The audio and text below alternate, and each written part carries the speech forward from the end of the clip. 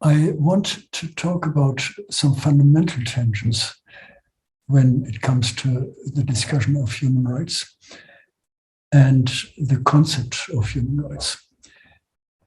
There are several dimensions to it, and one I want to focus on initially is that between the wealth of nations as very much as a capitalist orientation of the economic processes and the wealth of life or wealth of living as we find it more and more in recent discussions, and that is more an approach that accepts as well the diversity of human rights and of ways of living. And with this going hand in hand is the question of localism and globalism, of parochialism, and the question of universality. First, so the tension between wealth of nations and wealth of life. There could be a reformulation of this question that we talk actually about the wealth of living or the wealth of lives in the plural. Now, recently I had been reading in the Global Inequality blog something that had been headed by Norway. Is Norway the East Indian Company of today? And if we remember what this East Indian Company had been about, it had been prohibiting the use of certain goods, but at the same time nationally, and at the same time using them for quite aggressive trade, external trade, quite aggressive, meaning that it included even the oppression of people. Namely, we find at a later stage the opium wars in China, very much was a consequence of this. Today we have something, this is the suggestion of Malevich, that we have the suggestion that what happens today with Norway is they preach environmental protection, and at the same time they are trading with fossil fuels, namely oil, making a huge amount of money off of it, basing their economic wealth on this trade, while they at the same time claim that this is the fossil fuel is something that needs to be overcome. We can say as well that this is a way of, on the macro level, externalization of the beds of society, and at the same time, on the micro level, a process of individualization. Externalization as l'état c'est moi, we are the state, we have to look for our wealth of nation, and this is then, of course, the same replicated on the individual basis. I have to look for myself, as we know it as well from classical economics. This goes hand in hand with macroeconomic and macro socioeconomic orientation. I came across the other day looking at Germany and the health system, in particular the processes and progresses made in connection with digitalization, digital health. What had been mentioned there in an article was that in general, the level of performance, digital performance in medical care is very low for Germany, but at the same time that one can find what they called lighthouse examples, very progressive, very developed projects that are not accessible for the majority of people. So this is, of course, a problem when it comes again to the understanding of what rights, what services, what the securitization of rights is actually about. Is it the performance of individuals and protecting individuals in their performance, or is it going beyond that we need actually something that may be called a social level, as we find it in some more or less recent debates in the United Nations context as well. The security floor and dignity of work, which are of course somewhat open concepts, but that play a very important role when it comes to a redefinition, a rethinking of rights. Now, if we look at the legal or jurisdictive perspective to the wealth of nations, there are two dimensions that are of crucial importance, two perspectives when it comes to the definition. The first is that it is always a matter of relative exploitation. If we take what had been said before, it is getting obvious that we find there the orientation on depending work, wage labor, that is the foundation for this competitive system. At the same time, and second, we find the determination of capital in the same tradition. And here I want to quote, fundamentally, capital is made from two ingredients, an asset and a legal code. I use the term asset broadly to denote any object, claim, skill, or idea, regardless of its form. In other unadulterated appearance, these simple appearances are just that, a piece of dirt, a building, and so on and so forth. With the right legal coding, any of these are assets, can be turned into capital and thereby increase its propensity to create wealth for its holder. That's from Katharina Pistor on the legal code of capital. I think this is important to keep in mind as a foundation of what we are actually talking about, the foundation of this setting in which we have to interpret human rights in the understanding, in the traditional understanding of the original, if we want to take this as original, Universal Declaration of Human Rights. From both these conditions, these both conditions establish the quasi-static understanding. It is legally codified in a binary code, 1 or 2, 0 or 1, or no and yes. There is no alternative given in between. And this means in economic terms, it is defined by way of measurement. GDP, employment, all these are key figures that are supposed to define economic standing, meaning the wealth of a nation. As such, they are global, but only as long as we refer to the same criteria. We have to measure GDP, employment, by applying the same standards.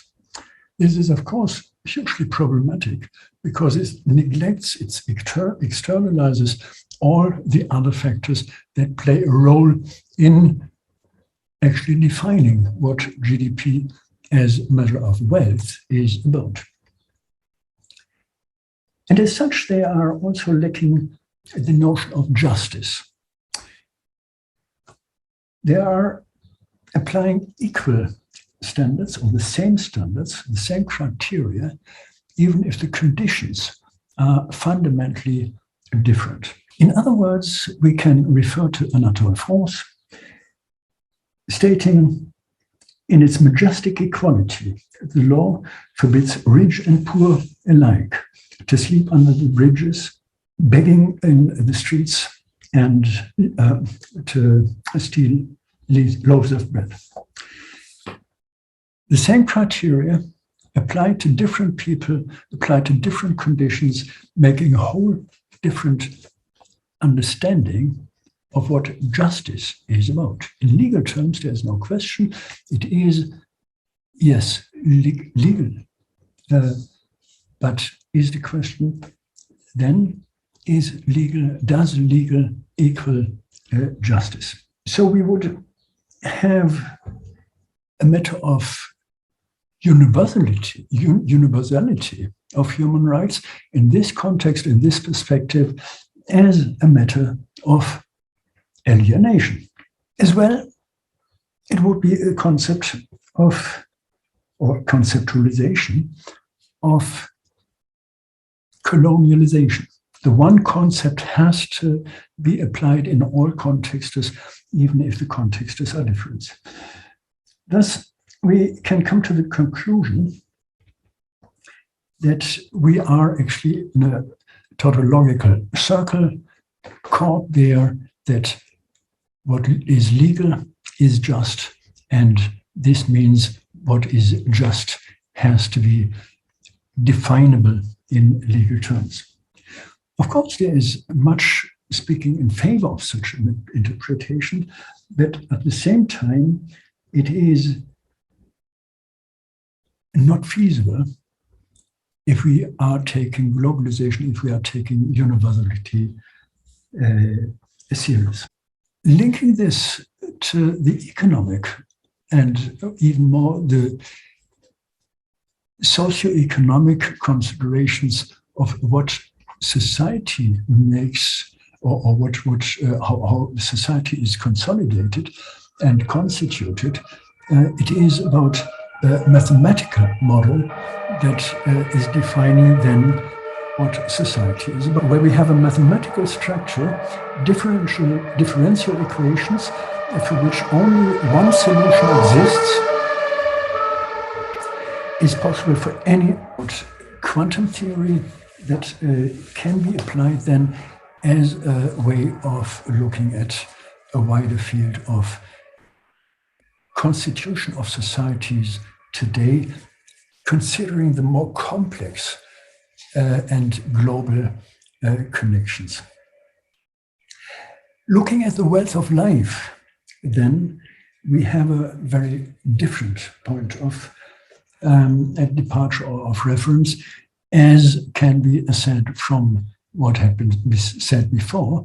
It is about points, it is about quantum that are moving in relation to others, that are defining themselves in relation to others. Here we may suggest a different understanding of universalities. We face the fact that even then, they can only be understood in their particularity and peculiarity, namely that we have possibly a very small difference that leads to major consequences, major changes of the results.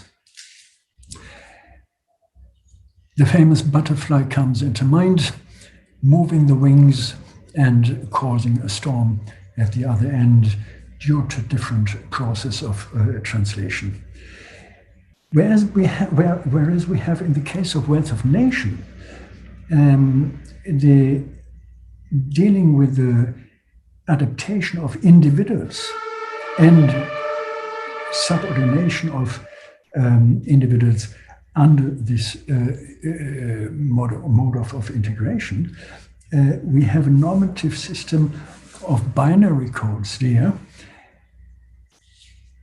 We have as point of departures in the second case, namely the wealth of life, something very different, namely that we take this as point of reference understood as a good life.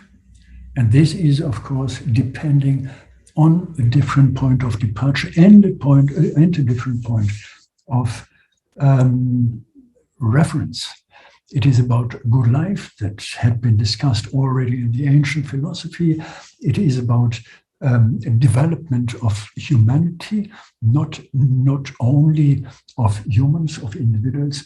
It is a very complex concept where the gravitational field is a different one. It is not the individual case, it is not the individual society and the wealth of this nation, but a more complex issue. We can say as it is a chaotic norm. It is an idea in the personal wealth of life, but going beyond the individual as such. This is substantially a paradoxical perspective as we move unavoidably, I suppose, into the situation that we have a kind of parochial, some localist orientation as a result. So then we come to the problem of balance and of balancing. One of the decisive moments has to be seen in the challenge to establish a balance or in the process of balancing. One supposed model is the so-called social market economy, in particular a German idea or ideology based on the Catholic social thinking, and emerged and theorized away from the church, basically, as a secular model during and after the Second World War. And obviously, it is difficult to imagine that such a model is actually working and is able to offer a consolidated form of a permanent process of balancing.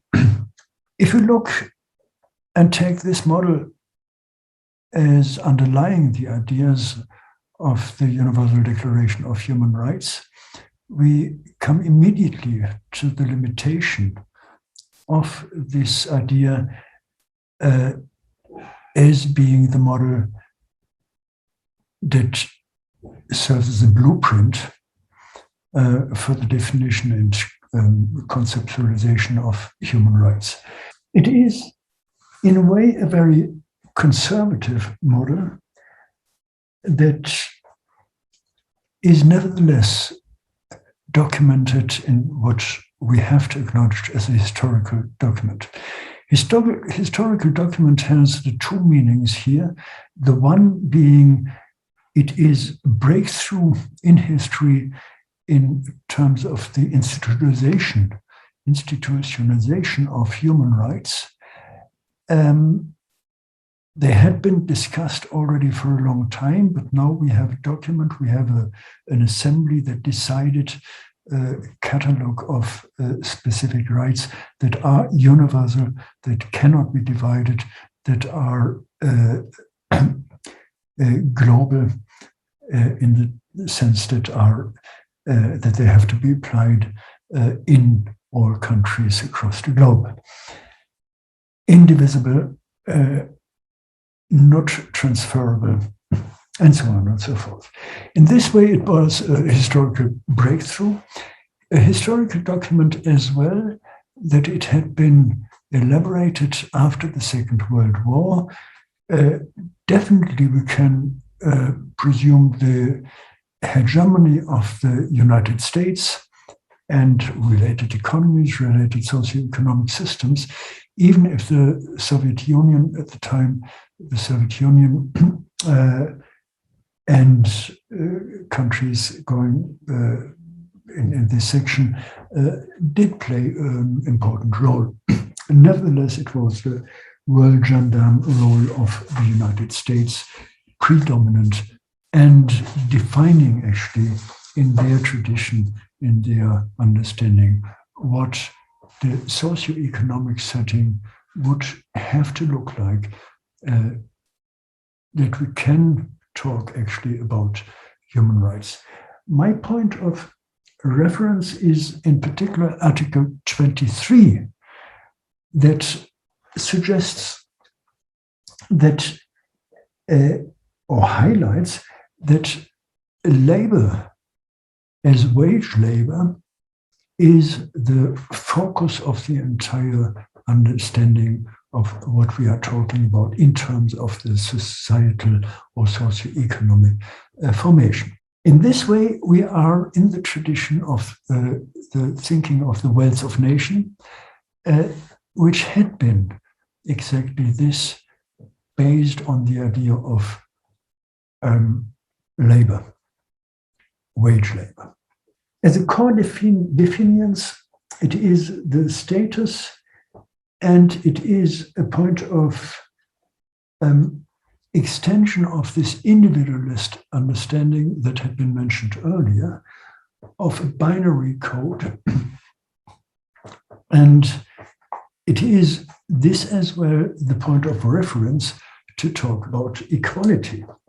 It is labor as well, in this understanding of the Universal Declaration of Human Rights, that we come from here and see the definition of what is value.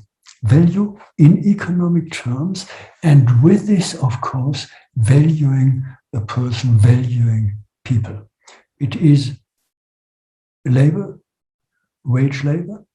It is activity that generates money, that is part of the capitalist process, as I said before, with Katharina Pistra, in terms of defining the entire process of socioeconomic constellations. There is, of course, a kind of tension with this, a kind of tension or even a contradiction, that the UDHR is a document that emphasizes, for instance, equality. Immediately comes to mind equality, but what is if somebody is not in this position of having wage labor? This is especially concretized and becoming problematic then when we look at the question of gender. Of course, women having the same rights, having the same status as men, even if we look at the reality and know nowadays, but even more so at that time, that this was not the case. And it is something that is relevant then as well in the UDHR when it comes to Article 16, where actually, on the one hand, we refer to equal pay, but at the same time, the gender role is, I think, hugely problematic when in Article 16, it is the role of women, the position of women is linked to marriage, is linked to the family. It is not about valuing family and homework or housework, but it is linked as a derived position. In this way, looking again at Article 23, women are indirectly mentioned, specifically 23, sentence 3, where we see the right to just and favorable remuneration, ensuring for himself and his family an existence. Similarly, we find this in Article 25.1. It is, again, the derived, it is the dependent position of women that is explicitly defined. What to do with this contradiction? Of course, it had been clarified in later documents. It is a permanent issue of struggle for law, but it is in this foundation already a definition that is limited. Furthermore, looking at Article 12, where the article can only be seen as a confirmation of this interpretation in terms of the family and housework not seen as social, societally valuable activity, because it is not generating money directly, but it is linked, it is part on the same level with privacy, with home, and with correspondence. This may be a strange constellation, and I think it definitely is a strange constellation, but this is what we have to look at, and this is what we have to understand as the core of the entire process that had been discussed after World War II, and that is still defining the foundation, the very foundation of what we are talking about today. In general, it is just a confirmation of the capitalist mode of production as underlying this understanding of human rights. And of course, being problematic then that women in particular are positioned at the margin or even outside of society. The same is true, of course, of other constituencies, of other socioeconomic systems that are not following this way of capitalist development.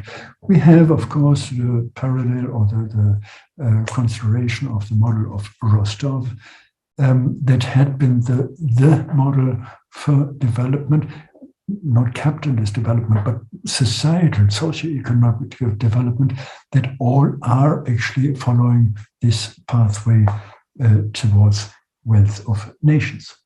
Another front of this discussion is then Article 22, 24, and 25, where we see as well derived rights, the social rights, socioeconomic positions, that is always linked to wage labor, and in this way, a clear understanding of what this society is about. It is a competitive-oriented structure, and in this way, it is by definition limiting actually any conceptualization of universal rights in consideration of what is not a capitalist mode of production. In this way, the orientation has to be qualified, at least, that we are talking about a short-term orientation of making profit, of looking at ways of securing existence, standing against an orientation of wealth of life, a kind of slow process of establishing a society, an understanding of socioeconomic formations that is not oriented on competition, but on cooperation. This is, I think, very important as well when we come not, or when we go beyond looking at individual human rights and try to get an understanding of a broader concept of what such rights are actually about and can be about, as something that is linking individual and societal wealth of life, wealth of societal life, of social life, and the life of individuals. In law, we have, of course, difficulties to understand this, as far or as much as the old model goes back to the contractualist binary code that doesn't allow actually to think, to conceptualize genuinely an understanding of social law. And of course, I don't mean social law as we know it today, but I mean it in a different way of what we may call determinative chaos, where we have these interlinkages, where we have these relationality and processuality that is impossible to predefine in positive law. We may think this is a good idea, this is a challenge to move forward. We may say this is something we cannot and we should not change, because at least it gives some security, some secure framework. The question nevertheless remains, if we can define in this positive framework of individualist binary codes something that really allows a sustainable, long-term oriented constellation and activities and processes, and that is linking basically these two levels of individual and society, that overcomes the dichotomy and that establishes a system that, in terms of this determinative chaos, is actually giving huge importance, emphasis on individual actions. The famous butterfly, the wing, the movement of the wing of the butterfly can develop into storms. And this is an important concept of consciously considering this as a part of legislation as well, where we have to look at, of course, at the context. Even if we cannot really know about this concept of this context, that we cannot certainly define it.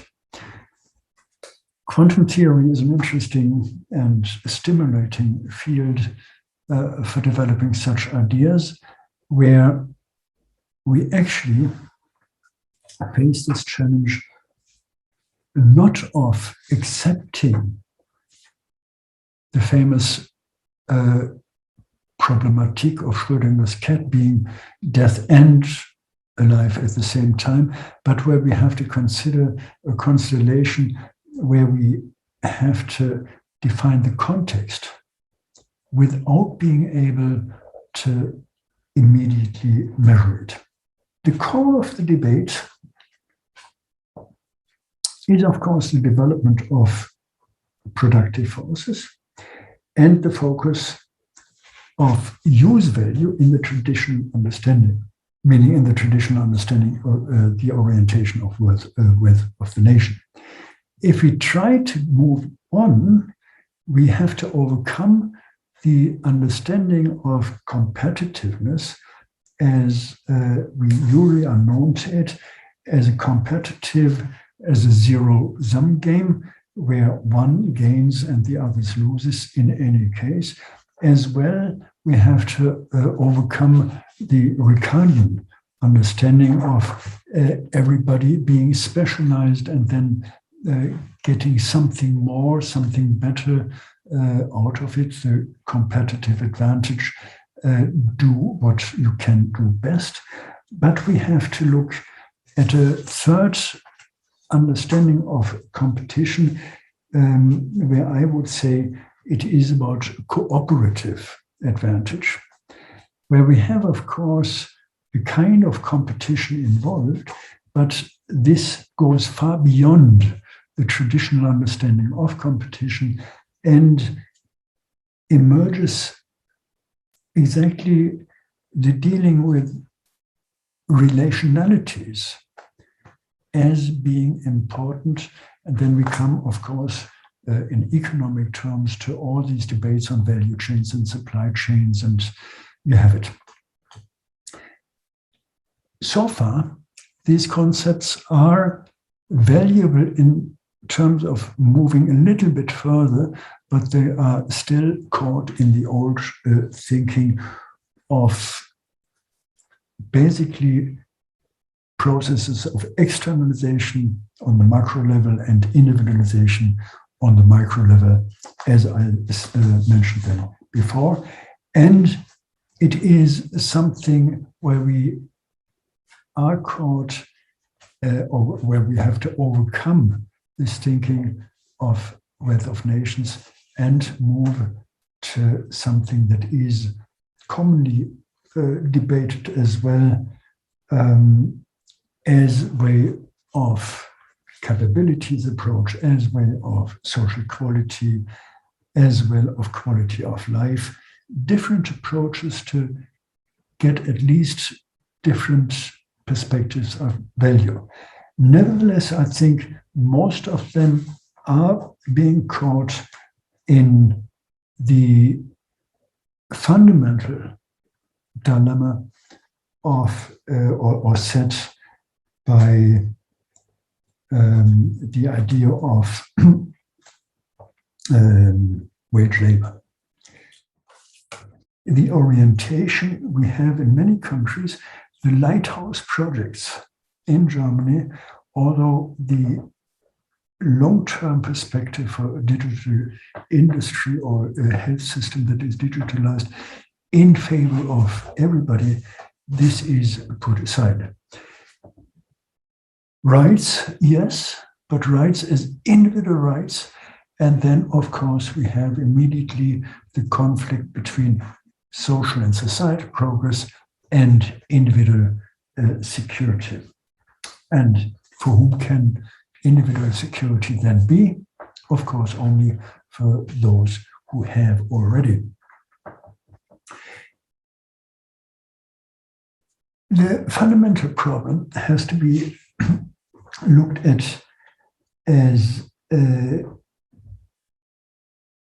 issue of three levels. The one is technology, then it is social networks in which technologies are realized, and then we have something like a genuine communitarism or communities. As far as this is correct, it is correct to say that competitive industrial structures, as far as it is correct to see this perspective on an industrial competitive system, we have to see as well, of course, the problems with fundamental rights, social rights, and in particular human rights, that are in this perspective only defined in this regional orientation. We saw this in extreme cases as America First. We see this as a matter of competition between countries instead of really approaching processes of globalization in a coherent and global way. I want to say it is necessarily a matter of universalism in terms of one standard for all, but it is along a range or within a range different perspectives, having actually this commonality as a matter of cooperation is the fundamental basis. On the other hand, as we have it now, we see the desocialization of societal development and of the discussion on human rights. We have a detemporalization, meaning taking it out and putting it into abstract understandings or fantasies or ideologies that would define then these rights. And we would have enforced derailing of space-time. It is enforced, as we see now, for instance, recently with the space flights, space shuttles of two individuals making more profit. I wrote recently an article under the title Over Life. We try to put more life. This is the idea of singularity as put forward, for instance, by Jeff Bezos and others. We have this understanding of singularity that everything is put into a nutshell instead of having a holistic approach as it would be suggested, for instance, by quantum theory. Again, quantum theory is, I think, a useful means to get a better understanding of what is actually going on with different elements, the different quanta, put into positions and being permanently negotiated and renegotiated. Of course, this is a huge problem to put this into a legal perspective, into a jurisdictive system, juridical system, where we need actually this guarantee. This is what right is for, the guarantee of security, of life, of certain conditions that allow us to live in dignity. I think what we have to look at in a closer perspective now is really to get an understanding of the new environment, different to what we have had in the end of the 40s, last century, that we have now to look at different perspectives and the different use of what is coming up with information technology and artificial intelligence, where we have to ask, what is it that actually happens? There's an interesting website from MIT looking at artificial intelligence and asking us, meaning the users, and we all can be users, how would we decide? And the decisions are the typical dilemmas we know from law. What happens? You have you watch a train killing obviously 5 people who are workers who are working on the rails, or you can derail the train and then it would hit only one person. But you have to be active. Or what is the decision if you're driving a car and you have the choice, in inverted commas, of killing, I don't know, the simple way, 5 young, 5 old people, and so on and so forth. These are common dilemmas discussed in law, and now having a new dimension when it comes to the use of artificial intelligence and information technology, where we have to decide in advance what happens. Triage is a typical example, and this is, of course, a matter of social and societal triage, where we have to look at wealth of nations, how to distribute the means we have, and where do we invest? Is it about lighthouse projects, or is it about something that is not as advanced, but that is available for everybody? Or is it elderly care, kindergartens, education, and so on? All these are, in a way, we can say, societal triages where something is done on the cost of others. Difficult question, different questions as well, in terms of, or in comparison to situations where we don't decide, or we decide on an instinctive level. It's the what. It is the purpose as well. What do we want to achieve with our action? We have to decide this. And then the question, who is actually deciding? And there we have something when we come to United Nations or sub-organizations where we have an increasing influence of foundations, for instance, as we have in societies in general, where money is available, but it is not public money, if we want, but it is money from private appropriation of processes of production and towards or in favor of their own projects. And it is, of course, difficult to say, well, this is wrong, they shouldn't spend the money for this and that. Sometimes it is something which is at least questionable, but it is the question, how can we link this to an understanding of rights? I have my difficulties there. Meaning there is something we have to look at in terms of societal responsibility for society and its members. And in this way, it's always a matter of deciding, when it comes to deciding in favor of members of societies, possibly, potentially for specific groups. I will come to this in the next section with a thought experiment, looking at a special United Nations session which passes the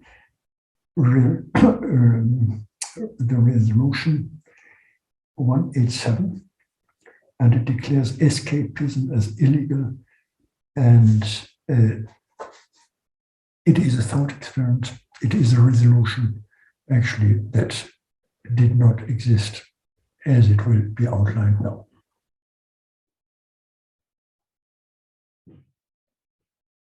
So let's come to this thought experiment, taken actually this resolution taken from the book The Dark Forest, a science fiction novel, quite interesting and challenging. It is the special United Nations session passes resolution 117 and declares escapism as illegal. It is this, not a quote of the resolution as such, but a press release, and it reads as following. By an overwhelming majority, a special session of the United Nations General Assembly passed a resolution declaring escapism a violation of international law. In strong language, the resolution condemned the division and turmoil that escapism has created within human society, and described escapism as a crime against humanity in the eyes of international law. The resolution called on member states to enact legislation as soon as possible to put a stop to escapism. In a statement, the Chinese delegate reiterated the stance of the Chinese government regarding escapism and said that it firmly supports United Nations Resolution 117. He conveyed the Chinese government's pledge to take immediate action to establish and improve legislation and to adopt effective measures to stop the spread of escapism. He concluded by saying, we must cherish the unity and solidarity of the international community in this time of crisis and uphold the principle recognized by the international community that all humanity has an equal right to survival. The earth is the common home of its people, and we must not abandon her. Reading it now, one could even link it to the discussions or to the situation in which we are now, although it had been written quite a long time ago, well, a couple of years ago at least, and it plays, so to say, in the future, more or less far away future. So let's have a look. In short, escapism is a way of establishing privileges, and this is the important point the entire story makes, on which every ground, meaning there is no reason for this privileges that can be assumed as generally accepted, that can be seen as objective, or in which way ever legitimized. And this allows survival, meaning escapism, that's the idea, allows survival, which is denied then to others, those who are not escaping, those who cannot escape. In this case, the escaping from an extraterrestrial fatal attack. I mentioned Jeff Bezos and this principle of singularity. I mentioned pandemics. These are actually situations where we have a certain kind of escapism. The idea of Bezos and this escapism and singularity is exactly this. The claim, the aim of a somewhat eternal life. The problem is not as abstract as I said. It is something we have to look at what happens today. Again, we must cherish the unity and solidarity of the international community in this time of crisis and uphold the principle that all humanity has an equal right to survival. It is not about saving countries, setting up health systems, working health system in one country, one part of the world. It is simply not possible. This kind of escapism is not possible, as simple as that. I mentioned earlier, it is a matter of triage, it is a matter of social and societal triage, and it is the question of vaccination. International global vaccination, only then it will work. And it is a matter of what happens then with the private sphere. Is it possible to think about the private sphere in the traditional understanding of, in the extreme case, individuals who can do whatever they want to do? And this is happening if we look at today's housing market, where it is individualized living, where we do not have social settings, where everybody is responsible for himself, for herself, and not for anybody else. This is a matter of xenophobia, where we have again this idea of my country first. And we don't need to look at these extreme examples of speculation in the housing market as we find it now in Berlin, where it went so far that an expropriation is asked for by many people. It is not something where we have to look at extreme cases of racism, for instance, as George Floyd's murderer, but it is something that in some way happens in everyday's life, where we sometimes don't even mention it, and where we are in conflict, because this society today is built in a way that, in a way, everybody is forced to look after him or herself. There is no understanding in many instances of what the public is. Public health systems are destroyed, dismantled. Public transport, the same story. Education, the same story. Housing, accommodation. We can go through many areas where actually what is even defined in the in the Universal Declaration of Human Rights is not possible to uphold, to be lived in. We want to take this issue. It's opening access to external assessments, as external assessment of rights, and it is something where we have a limited access of rights for individuals, if we look, for instance, at the question of immunity. Rights, independence on accepting the obligation to solidarity.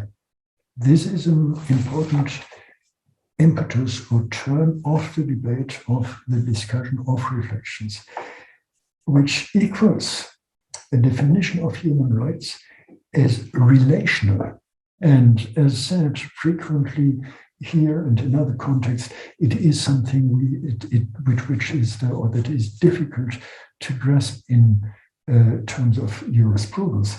Definition of human rights has to be relational, instead of reducing it on the binary code of contracts, where contracts are always social contracts, or even as social contracts, contracts that are set up as a matter of protecting individuals, engaging with other individuals, certain groups in relation to others. In a relation means not being able to understand this as a relational issue. It's not the solution, but it is the major challenge we face today if we want to move on with the debate on human rights that are taking the problem of globalization and universalization seriously. It is about conflicts, and we can only resolve conflicts if we know them, if we are ready to engage in them. Otherwise, there is no right anymore. There is nobody who can defend rights, but otherwise it is something that Hobbes was actually referring to as the war for everybody against everybody else.